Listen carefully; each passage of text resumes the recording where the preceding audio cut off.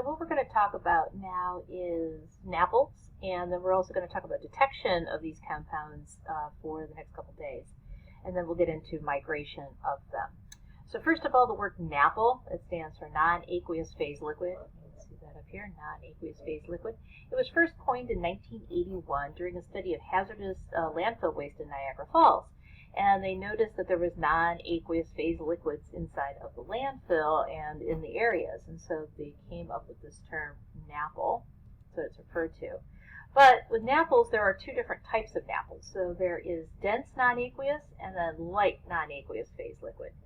DNAPLs are for dense. They're sinkers. So what will happen is they sink down through the aquifer until they find an impermeable surface, an aquitard, a slate, or something. This is an example of TCE. And then LNAPLs are floaters. They're light non-aqueous liquids, so they're lighter than water, and so they tend to be floaters. So this is our gasoline. So our gasoline has less density, so it tends to float, while DNAPLs tend to sink down into it. One of the things this figure is trying to show to you is that you can actually get the NAPLs going up gradient. And one of the reasons that that happens is it's really controlled by gravity. And so if there's a slight angle on this, say, a confining bed, and it's going against the groundwater flow, you can actually get NAPLs going up gradient because it's so controlled, especially with the NAPL in there. Light non-aqueous phase liquids are lighter than water. This is our gasoline and oil. This is our BTEX compounds that we've been talking about.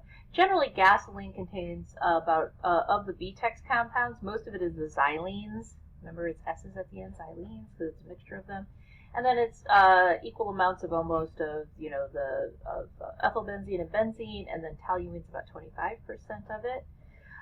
What you can do is when you have your leaking underground storage tank or your UST site, you can get the NAPL heading onto here, and then once it gets into the water table, it'll start to have dispersion and dilution. Now we're going to go into these a lot more detail.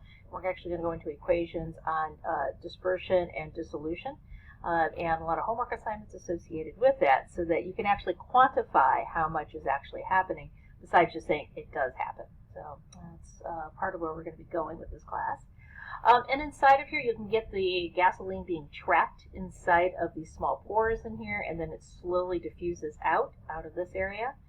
We've mentioned about volatile organic compounds, especially with these things. They can volatilize, get into people's basements, into there. We could get into phytoremediation. Phytoremediation is where you use plant roots and plants in order to do the remediation. And that's a whole other area of research. And then you can get biodegradation. You know, if you're in the vadose zone here, you're going to be having a lot more oxygen available, so you get a lot of aerobic biodegradation that occurs. And we'll be talking about down gradient, how it turns more and more anaerobic after you have these spills in the environment.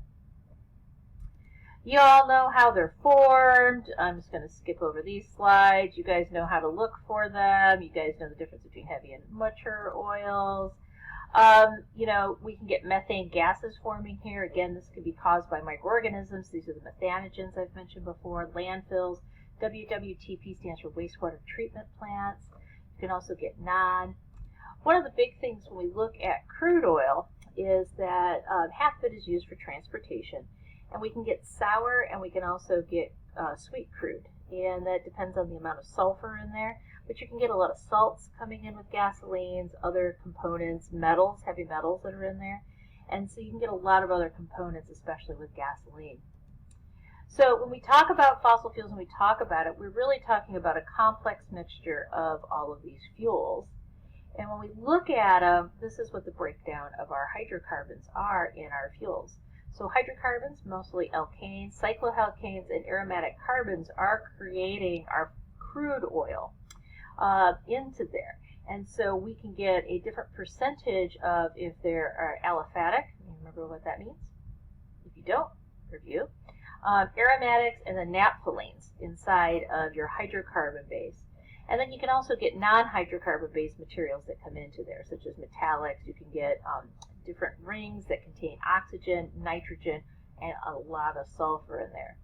Generally, the composition of petroleum is different, so it usually mostly contains about carbon, but there's a small part of hydrogen and a lot less of nitrogen, oxygen, and sulfur.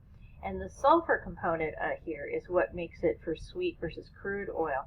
A lot of times you have to remove the sulfur before you can do anything with these type of compounds, because that's what really makes it bad. So you have in your starting crude oil a mix of different compounds. And so with inside of a barrel of crude oil, what you will have is you'll have gasoline will make up about half of it, a little less than half. But then, based upon the size of the molecule, what will happen is you can get a whole bunch of different components into it. So that when gasoline is created, you take your crude oil, you put it into a distillation column in here, and it separates it by the size of the molecule. So notice the C20s through C70s. Down here are fuel oil. Our gasoline is that C5 to C10 size things used for cars. You can get diesel fuels, which are bigger and heavier. This is why, like if you have diesel fuels, a lot of times in the winter you have to have a heater block in a car, is because they're bigger molecules in the crude oil compound. So diesel is much larger molecules in there. You could use everything. So fossil fuels don't just contain gasoline, they contain a whole bunch of other compounds inside of there. The other thing that they can do is they can take these larger molecules and put them through a cracker. And what a cracking agent does is it takes these bigger molecules and makes them down into the smaller size that you need for gasoline. And so you're not wasting parts of your oil by not having it the right size for transportation in there. Sorry about that. So as we've talked before about gasoline, gasoline is a mixture of BTEX compounds, our benzene, toluene, ethyl-benzenes, and xylenes. So they have a maximum contaminant level of 5 ppb, 1 ppm, 0.7 ppm, and 10 ppm respectively. And how we detect these compounds is on something called a GC, or gas chromatograph. I'm going to go into how a gas chromatograph works. One of the reasons that I think it's important for you all to know how to do this if you're doing contamination hydro is that if you send out water sample out for detection, you need to understand some basics of what the analytical lab would be doing. We have a really nice analytical lab not too far away from here called First Environmental, and so they'll use gas chromatograph. One of their main things is this and TCE are their two main things that they look for everywhere, because those are your main contaminants. So you can separate them out here and then see what they are. And so, this is what a gas chromatograph will look like for gasoline spill, or gasoline. So this was a purge and trap analysis. So purge and trap, what that means is purge and trap is that you purge the sample. So these are volatile organic compounds, or VOCs. So if you have a vial, and what they do is they purge nitrogen gas. So what they're doing is bubbling nitrogen gas in through those samples.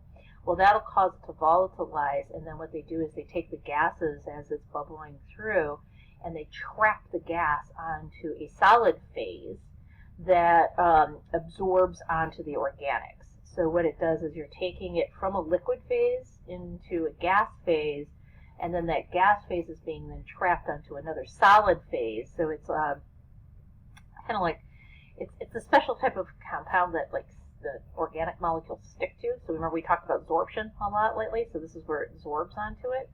The reason for that is you can't put water into a GC. Water will destroy a GC. So you have to take everything from the water and get it into an organic, or you have to get it into some sort of, an organic of some sort. Well, one of the things you can do, which is, you remember I said solubility is like attracts like. So you could take your water, put some hexanes into it, and shake it up, and then all of the gasoline components, because like dissolves like, will go into the hexanes, and then you can take the hexane out of the thing and then inject it into your GC. That's one way of doing it. The other way is the purge and trap, which is very easy. It's automated. It just bubbles the sample through. It traps it into the solid phase. And then what you do is you take the solid phase and you unabsorb it. So you absorb it and then you desorb the organic compounds, and then you can put that into your GC. Well, how do you desorb? Well, the best way for desorption is to make it heat it up. So you heat up that solid phase, and then it changes it into a gas, and then that gas could go into a GC, or a gas chromatogram. Okay, so GC, gas chromatogram. That's where that comes from. So that's what a purge and trap analysis is: a riser pipe oil taken from a wellhead in Mississippi Canyon, ROV, crude oil concentration. There was some salt in there. This is EPA method 8260, and what you'll see is that you'll get all these different compounds coming up now. Now that we're at this point in this class, you should be able to go, oh, isobutane. Hey, I know what that is. N-butane. What is N-butane? So I want you guys to look that up. I didn't go over what N-butane is or what an N in front of something is, so please look that one up. I'll give you a chance to do that. 2-methylbutane, pentane, you guys should be able to understand what most of these compounds are in here. So here's our isooctane coming through. Here's our heptane coming through. And then in this mess right here is a whole bunch of other compounds. So the way that this works is, and I'll go more in detail of it in a few minutes here, but this is time, and then this is just the signal phase here. So as the GC is working, different compounds come off, and we're separating all the different compounds. And so this becomes the fingerprint for the compound. So you can see gasoline is a mix of a whole bunch of different compounds inside of there. I could give you all these compounds, and I bet you could draw them all. Isn't that cool?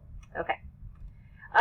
So migration of it, because it is a low density, generally what we do is it just floats on the surface. So the best way for us to get rid of it is usually we just remove the underground storage tank. So a lot of times it's just a leaking underground storage tank.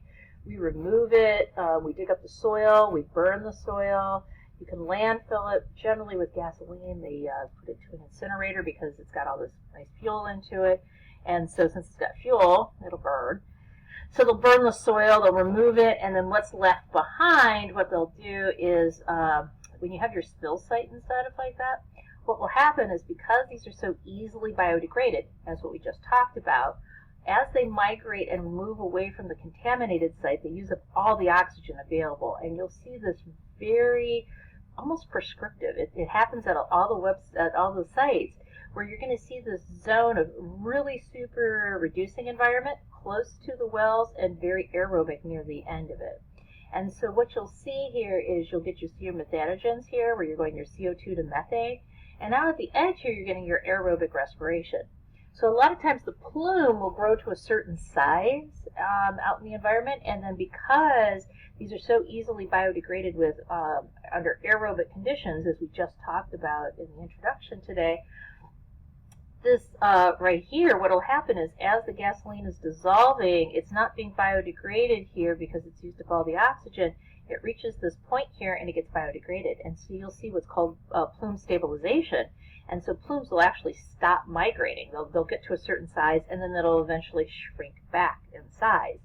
And so you'll see this very anaerobic conditions forming outside of well fields inside of there. So if you're seeing near it, and then, so this is where we talked about different types of remediation. And you can see that maybe if you bubble gas into there or some aerobic conditions, you can break down these gasolines even faster.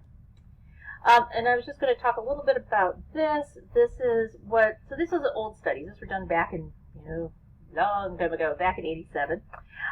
What they did was they looked at your BTEX compounds, and they looked at an aerobic degradation related to chloride in a field study of Base Borden. Okay, so CFB Borden, or Canadian Forces Base Borden, is located north of Waterloo University. So Waterloo University is probably one of the premier universities for hydrogeology. So John Cherry of Friesen Cherry used to teach there. He's moved on to other universities, but this is where a lot of the cornerstones of hydrogeology were really established at the University of Waterloo.